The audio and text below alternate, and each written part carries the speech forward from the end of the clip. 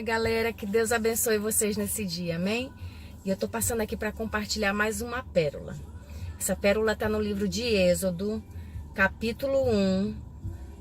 Leia o capítulo inteiro, mas o que que Deus falou profundo comigo foi no versículo 20, ok?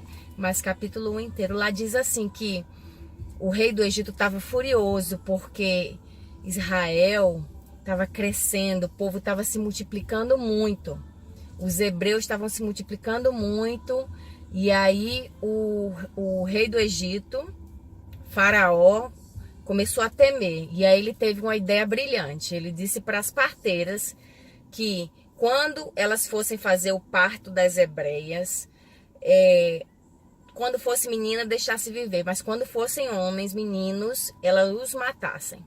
E é o que aconteceu. As hebreias, as parteiras hebreias, elas resolveram desobedecer ao rei, porque elas temeram ao Senhor. Elas preferiram obedecer a Deus do que a obedecer ao rei.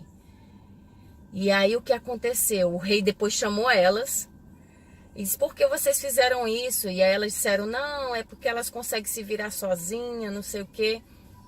E aí lá na frente, no 20, fala que Deus se agradou dessas parteiras e as fez prosperar junto com o povo. O povo seguiu multiplicando.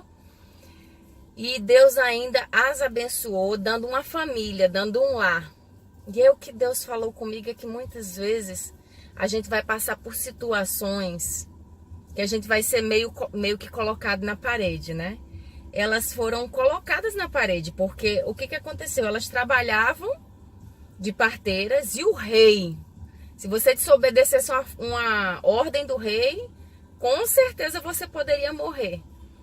Mas quando o rei pediu para ela matar os meninos que estavam nascendo, elas disseram: não, não vou fazer isso porque eu sei que eu estou desagradando ao Senhor. E elas desobedeceram ao rei. E o rei, gente, não matou elas. O rei viu aquela situação, mas Deus não permitiu que ele tocasse nelas. E pelo contrário, Deus ainda foi e as abençoou.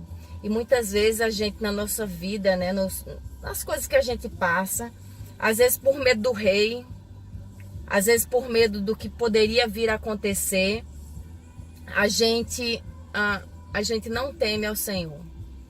A gente prefere obedecer ao rei, a gente prefere obedecer ao rei mesmo desagradando a Deus, do que temer ao Senhor mesmo correndo alguns riscos. Gente, Deus é fiel. Se a gente é fiel a Ele, você acha que Ele não vai cuidar da gente, que Ele não vai nos livrar? Ele livrou elas da morte e ainda as abençoou. Que a gente possa ser corajosos, igual essas parteiras hebreias.